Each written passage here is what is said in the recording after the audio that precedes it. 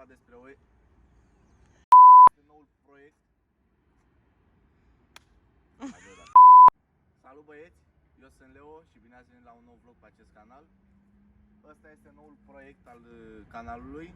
Este vorba despre un E36, așa zisa pisicuță, cu motor 2.0.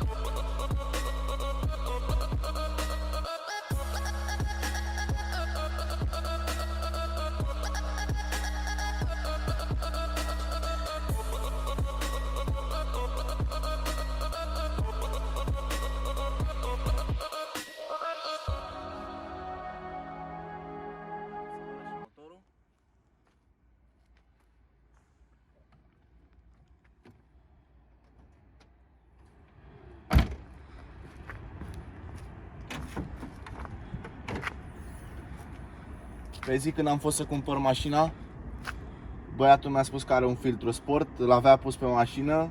Când m-am dus seara cu banii, a dispărut filtru. Mi-a schimbat radiatorul din radiator mare până jos, mi-a pus radiator de 4 cilindri ăla scurt. Și cam atât. Avem interior cu Alcantara, plafonul este mov Alcantara, fețele de uși, volanul o să-l schimbăm.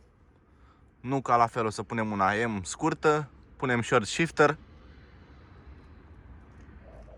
Bun, mașina are grup sudat, are evacuarea schimbată, de fapt are doar finala, sport. Evacuarea este de E90 diesel, dar urmează să-i facem evacuare goală, cap-coadă. Haideți să vedem și cum se aude.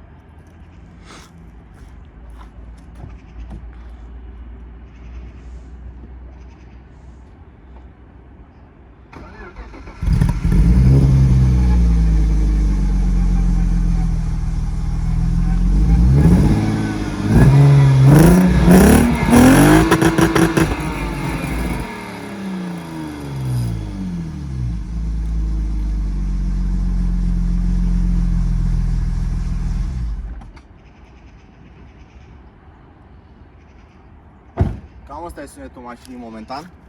Urmează să facem un soft de pops and bangs și să scoate și niște flăcări, nu? Nu uitați, dacă v-a plăcut acest vlog, să dați un like, un share și să activați clopoțelul.